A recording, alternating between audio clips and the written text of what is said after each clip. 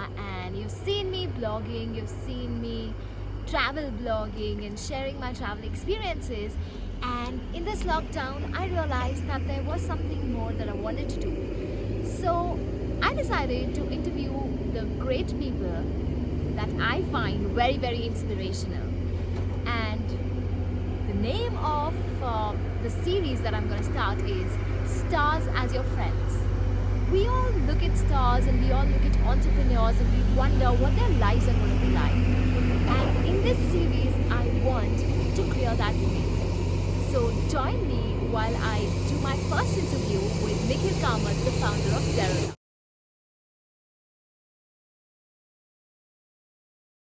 30 under 30, leading Zerodha, built it from scratch. In your words, I want to know what do you do at Zerodha? What is Zerodha and what do you do to make it better? I think this 30 under 30 and all is from a long while ago. Much older, 30 now. I think you're talking about like 5 years ago or something. Okay. Zerodha is a stockbroking firm primarily. It's a company which allows people to execute stock transactions online. So if you want to buy a share or sell a share, in India you need to go through a broker.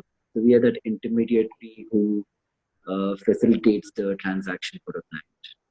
We started off by being a broker, but now we do other things like we're a tech ecosystem per se, where we do things like order management systems or charting software or backtesting software and stuff like that. Okay. So, what is True Beacon? I wanted to ask you about that. True Beacon is an asset management company for people who are of a certain category, for extremely wealthy people. Right. So the ecosystem for asset management in India, it had 3 tiers.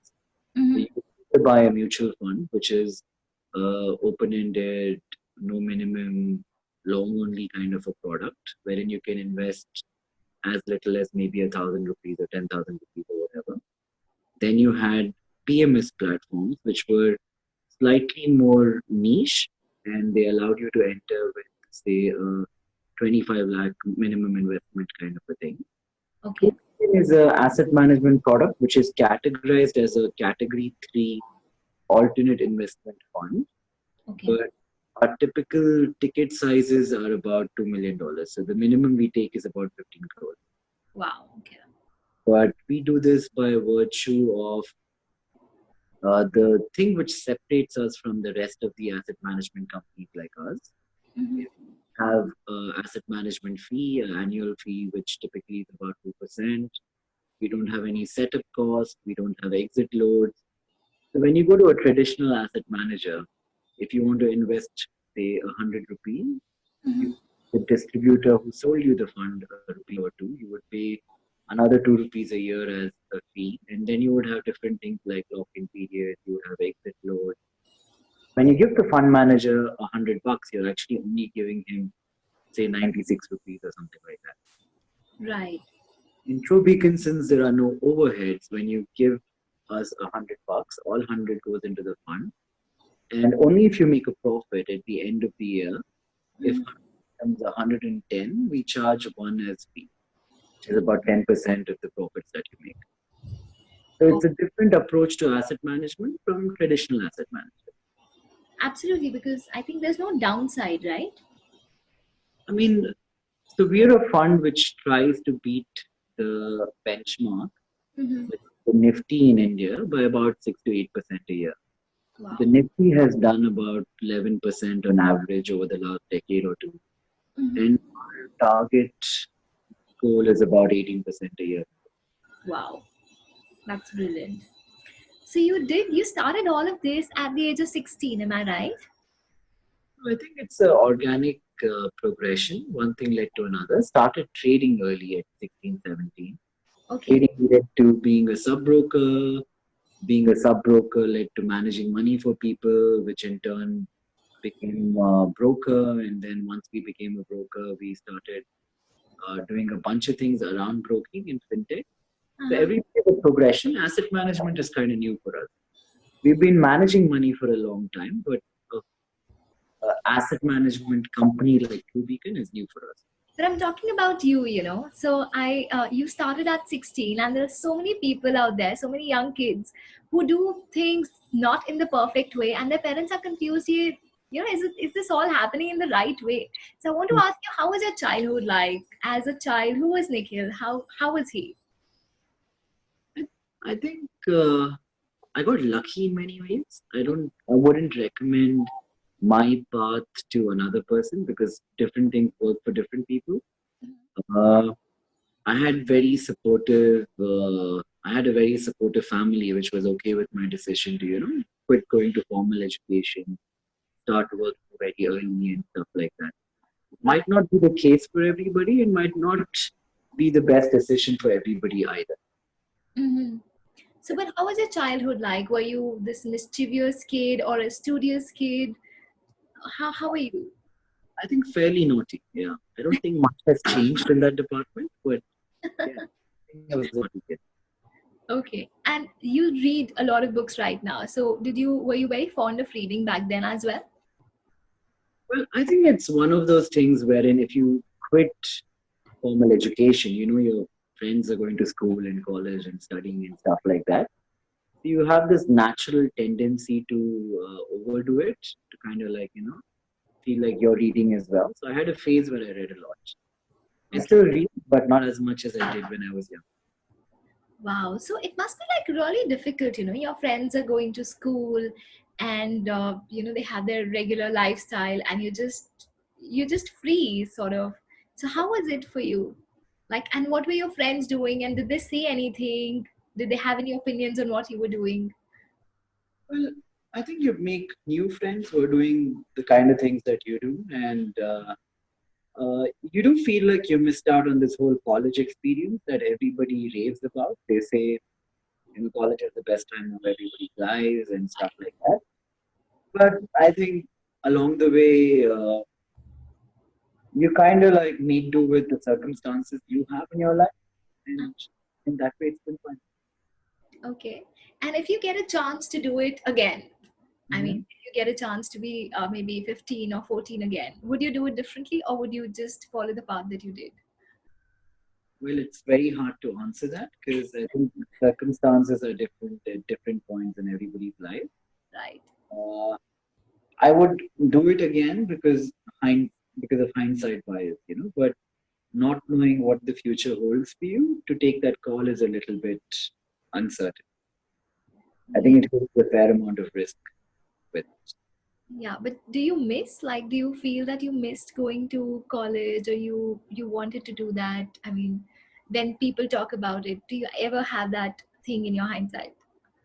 Yeah, of course, I do. When people talk about what they did at college and stuff like that, I do feel like I missed out on something. Okay. And Did you you, have sorry? Did you have the best time of your life in college? Not really. Hmm? My parents were very sort of restrictive, and I used to come back home in 18 minutes. Like, it was decided that my time from college to home is 18 minutes. But then Mhm. when I started my job, I got like a lot of opportunities, and then I tried to spread my wings. And that brings me to this point that for me, I got money when I was in a job. So how did you raise your first capital? No, it started off from doing, odd jobs. Like I remember when I was very young, the first time I got money is I'd had a couple of tiny businesses, like cell phone business and some textile business and stuff like that. Acha, okay. And then I used to work at a call center. A Yeah. bunch of different things gave me money initially, but Uh, the whole growth in money is very organic. You make a little bit and then it adds up and then something new comes along, stuff like that. right. And you left your 10th standard, like you left your education after 10th standard, right? So did you play chess? Why did you leave chess? What made you leave chess? And are you still playing? No, I'm not playing that. It's been a long time. Uh, I think I played chess for a while, like properly, and then I had this realization that there are so many people who are better than me, Mhm. and I think it's the kind of sport wherein either you're the best or you're nothing. It's not a it's not a big spectator sport, so there are no things like sponsorship, the money, and stuff like that around chess. Mm-hmm. I think when I realized I can't be the best, I kind of gave up. Okay. So you came to trading. And what was the first share that you traded? Do you remember? Yeah, I think there used to be this software company back in the day. I don't think it no longer is listed. It was called Marsoft. I think that was the first company I ever traded. Okay, that's interesting. And what's the biggest loss that you've ever suffered while trading? There are many. I think it's part and parcel of the profession. You kind of tend to lose money many times. You make money many times. The key with trading is to remain disciplined enough to make larger profits and smaller losses. But Right. profits and losses keep happening. Great.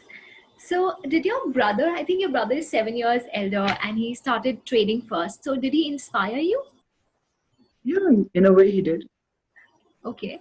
Yeah. And what was it that he was doing that you thought that looked cool and you wanted to maybe follow suit?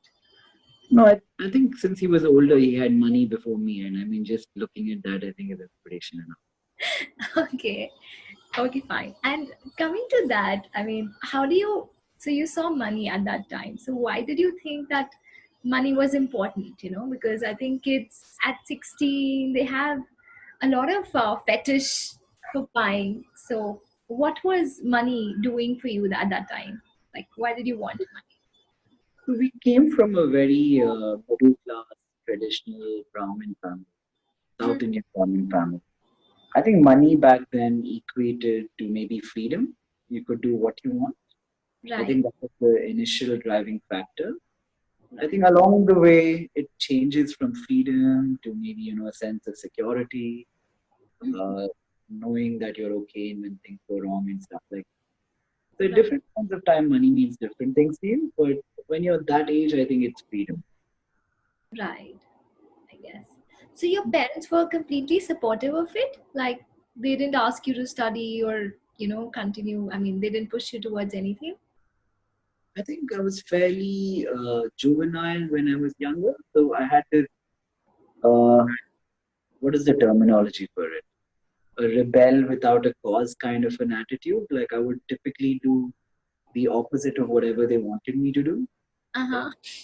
I think along the way they gave up fairly early, and then they didn't say anything. Okay. So, you just had your own resilience to actually move forward, right? I think resilience is a good word, but we can go with that. Okay. So how was it when you started? How did Zerodha happen from trading to other things? How did Zerodha happen? How did, because it's a different, a business and trading, these are two different things, right? So how did Zerodha happen? For many years before Zerodha, I would trade and I would manage money for different people. In fact, both me and Nitin, we would manage money for different people, manage our own money, stuff like Mm-hmm. that. Back in the day, the ecosystem was very cost heavy. People would charge a lot of fees to trade. Right. Each time you would buy a share and sell a share, you had to pay as much as 0.5%. Mm-hmm. Zerodha started, the intention was, to save these costs on our own trading Right. because we were paying a lot in brokerage. So we Yeah. became a broker to save costs for us. Right. And along the way, we also realized that the industry does not have a lot of transparency. So we thought that there is something that we can change. Right. Most of Zerodha's growth, luckily, has been organic. Mm-hmm. We are not in the business of spending money to acquire customers. We've Mm-hmm. always believed that we'll build a better product and people will come. So we've never put out an ad or we've never done any marketing or anything like that. Right. Most of our clients come to us from word of mouth. I think it grew because of that. So, because I think building a company is like a really tough job. So, was it easy? Did you feel that you were lucky again on that front? I, I do think we were lucky. We were in the right place at the right time because we were thinking of this right after the 2008 crash. Mm-hmm. And there wasn't that much competition in the market at that point. There was nobody trying to do anything with broking because people had lost most of their investments in the crash. Right. We had a few years of a leeway of getting that market where no one else was trying much. Right. So, did you have fun building the company? Because, I've heard Deep Kalra saying that it was a lot more fun when the company was just 100 people to what it is right now. So, did you have fun in, getting the first set of people and making the company, or is it still fun right now? I think it's still fun. The good thing is a lot of the people who joined in the beginning, maybe the first couple of hundred, are still around. A lot of them. Okay. We still have great bonds and friendships, and a lot of them we, we know really well. I think it's still fun. It was fun then. It is fun now. Hopefully in the future too. Okay. And do you do something consciously to build the culture of the organization? Well, in all fairness, I don't know. I mean, I think a lot of this is very hard to architect in a way. A lot of this happens very naturally and organically. Right. But I think the culture the first 10 people or 20 people have, generally, if you don't hire too quickly, is kind of like it transcends into the next generation of people. Yeah. But some of the best things that you feel that are there, if people come to work at Zerodha, what are the things that they will notice? Any person who comes to you. But we don't take ourselves too seriously. It's a very it's a very young ecosystem, and people are generally chilled out here. Like relative, if you were to compare us with other brokers, definitely. Mhm. And I think people like that. Everybody has freedom to do uh, what they want to do, and if they want to explore something, they can. I think it's a bunch of open-minded people who get along very well. That's amazing. That's really nice. So, whom do you think is your biggest threat in the market or your competition? Well, I think mm, there are many people like right now who do things which are similar to what we do. I Mhm. think it remains to be able to change faster than the rest. I wouldn't like to like call upon one person as a threat. I'm sure everybody is a threat. Everybody who's new is doing cool stuff with technology in our space is a threat. But Right. I would like to think that we still continue to change a little bit faster, and I think that keeps us ahead at the moment. Great. And what do you think about people or companies like HDFC or ICICI catching up, or maybe Robinhood coming to India? What do you think about that? I think they all pose a different kind of threat because they all have different niches that they operate in and Uh-huh. different expertises per se. If you were to talk about a bank, I think banks have this big advantage of linking savings accounts with trading accounts, which is something we'll have to get over at some point. If you were to talk about Robinhood, I think Robinhood is a more vanilla product for a part-time investor, and we are more of a professional product for like people who take trading a lot more seriously and do it full time. So Okay. again, different niches that we operate in. Okay. That's really interesting. And now I've heard that you got like a 50% year on year return. So where should I invest to get a 50% year on year return? I think a good way to look at this is have uh, have reasonable expectations of what the market can do for you. I Mm. don't think you should be gunning for a 50% return. Mhm. You can make a 15% return a year in say 5 years that compounds to doubling your money. So I think you should be looking at how you can make 15% versus how you can make 50%. 50% can be made by virtue of using things like leverage, taking a little more risk than you should and stuff like that. But I don't think that should be the goal. Okay. And what books should I read? Or I know there's your cool app called Varsity, and I Oh, did yeah. go through it. What other resources should we use to actually get a little more knowledge on stock? It depends on what point you're at. If Right. you're beginning at the very beginning, I think you should not read anything too technical. Mm-hmm. So focus on books which revolve around interviews of different traders from back in the day and stuff like that. A good book to start off is Market Wizards. I think a first timer will enjoy that, and it's much like a novel, but based around stock market. Yeah, you can start with that. And there are a couple of editions. You can actually read all editions of Market. Done. Absolutely. And so you said that your philosophy changes every few years. So how do you think it has evolved, over a period of time? Mm-hmm. You mean trading philosophy or you mean investing philosophy? Yeah. I Philosophy. think I think many things in markets are cyclical. Mm-hmm. You have to remember that market activity at the end of the day is random. So what happened 10 years ago or 20 years ago does not necessarily have to repeat. So Right. I don't like the investment philosophy wherein you're looking for patterns from the past. Okay. I like more trading philosophies which are more sentiment based and based on what Under. what the participants are thinking of right now and how their overall sentiment is. I Okay. think that's something I like to follow. Okay. That's great. And I want to know about you personally. So, on one tweet, you talked about stoicism, Mm. right? So, how did you get to know about it? And, what are the principles that you follow every day in your life? Well, I don't think a lot of people think I don't have that much emotion. I'm like, when people are emotional and sentimental, they have this going on in their life. Yes. I, I typically do not. I'm more of a flatline. And I don't think it's something that I inculcated. I think different people have different character traits that they're born with, and Mm-hmm. a bit like that. So, So, from where did you pick it up? Like, you were a very mischievous kid, as you said yourself.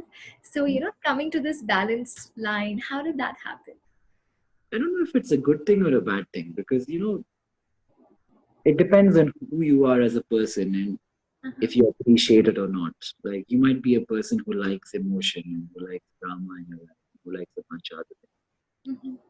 Someone like you, a stoic or a person who who has this habit of internalizing a lot that happens and dealing with it inside might be might not be the best way for somebody to be around you, but for someone else it works.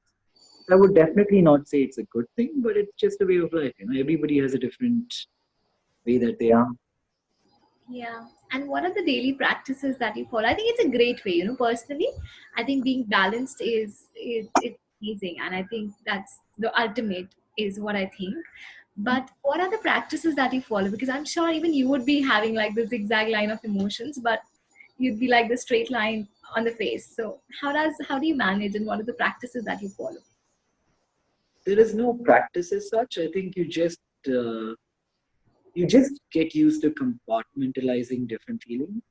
Mm-hmm. So if you're able to have, let's say, a thing that happens which upsets you, but you're able to put it in a compartment in your head and not deal with it at that time, but go back to it at a different point and think about it.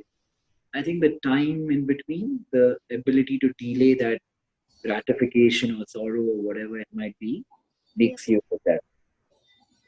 Wow. That's actually very brave. I can't, imagine such a thing, compare. It's actually brave. And from where did you pick it up? I don't think you've answered that. I don't think it's something that I inculcated. I think it's just the way I have been for a long time now. It would be really hard. I would be hard pressed to go back and think when I became that way. But I think I've been that way for a long time. Did you read any spirituality to actually get into this? Not Any? really. Not really. Not really. I don't think I'm a very spiritual person. Acha? So in many ways, I still do not understand what spirituality is even till today. The actual meaning. Okay. And I was reading your Twitter and people are, so critical sometimes about the server getting down. So how do you deal with all of that? Like, how do you maintain your balance? Do you just put it aside? Yeah, there's no point reacting, right? I mean, you can't change somebody's perspective by having a reaction to it, Right. especially when they're emotionally charged in a way. Mm-hmm. I think you pay heed to it and you try and go do what you were doing better, but there's not much else you can do with something. Okay. And have you ever had sleepless nights? Of course, I have, like everybody else. Yeah. Okay. But many Yeah. people ask me why. Yeah. What is the last sleepless night that you had? Wow. I think this interview will get way too personal if I were to tell you that. But I, I can say that it had nothing to Maybe do with. talk about professional sleepless night. I think I think I think work does not give me sleepless nights. It does. Okay. I think I'm pretty much the same on up days and down days and all kind of days. Okay. I think a lot of time has given you that balance, that cushion that, okay, it'll go up, it'll go, it'll be fine. Yeah. I think at the end of the day, the life goes on, immaterial of what happens professionally, right? Mhm. Okay. Mm. And do you have an idol? An idol. Yeah. I wish I knew someone well enough to be able to idolize them. Uh-huh. I can have the same idols like we read about in magazines and on the TV and stuff like that. But Uh-huh. I don't think I have one idol per se. I think all these Indian stalwarts like the Premjis, the Nadars, who are doing so much for the world are good idols to have. And what do you think about Warren Buffett? Well, I mean, he's a very successful person who has done extremely well. Uh-huh. I don't think if he were to be born today and do exactly the same thing, he will be able to achieve the results that he did, or would he be a good investor? I don't know. Mhm. But time, what he did worked. So he's a great investor. Okay. Again, very balanced answer. So, if you have to say something to the future entrepreneurs or to the young people who are listening to this, what is your advice that you're going to give? I would say, I mean, in the current environment, I think too much time is spent worrying about valuations and how quickly you can grow and stuff like that. Right. I think don't go down that path and actually try to build something which is profitable. Where at the end of the day, after your sales and your expenses, you're left with some money. I think that would be good advice. Yeah, I think so too. I had a few rapid fire questions for you. Just let me get to that page. Okay. So, these are just random basic questions from a layman's perspective. So, if you have to pick up between one of these two, HCL or Infosys, which one would you pick? Mm, Rapid fire, sorry, emphasis. Okay. And DMart or Future Group? Demand. Okay. And your favorite TV show?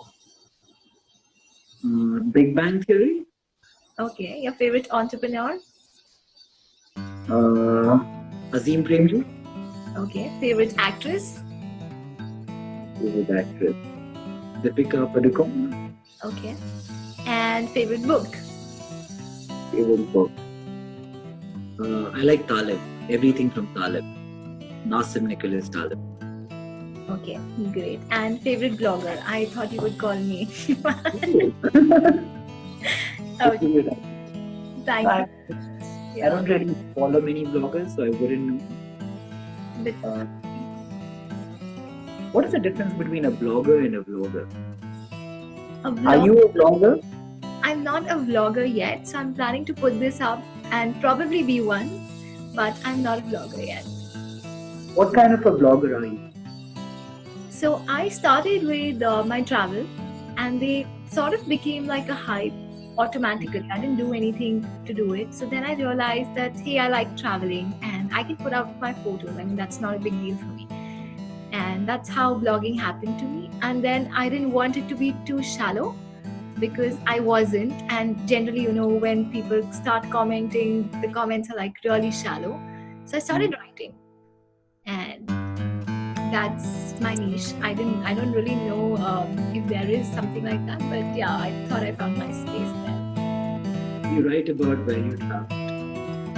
I write about where I travel to. I write poetry. I write proses. I write anything. Like, I love writing. Which is the nicest place you've been to? I think I'd probably call it Kasol. Have you been to Kasol? To Himachal Pradesh? I think you should come there. I think it's amazing. Other than that, Paris. Are you in Himachal Pradesh? I'm in Chandigarh right now. You know, Kudrat, who you were speaking to earlier, is from Chandigarh. Yeah, I was actually telling somebody that I told her I'm from Chandigarh, and she's like, "Oh, shut up." Like, I don't know what that is. Yeah, she's from Chandigarh, I know. Yeah, she's been putting up all these videos of animals on the road in Chandigarh and stuff like that. Is that true? Like leopard on the street and stuff. So, to be really honest, I stay in this place called Mansa Devi Complex, and it was here, like, right 100 meters from here. So I think that's somebody saw it, so I didn't. But I was walking on the road, and the police guys came and told me that, hey, just run away, there's a leopard around. So I was like, okay, I'll just go back home. So yeah, I don't know if it's true or not, but I haven't seen it. Lovely speaking with you. Thank you so much for your time. Yeah, it was really nice speaking to you. There, thank you for listening. I had a lot of fun interviewing Nikhil and knowing him personally. But what did you enjoy about this video? Do let me know in the comments, and I would love to hear from you. Also, if you enjoyed this video, please like, share and subscribe. This was my first, and I hope to bring you awesome content next time.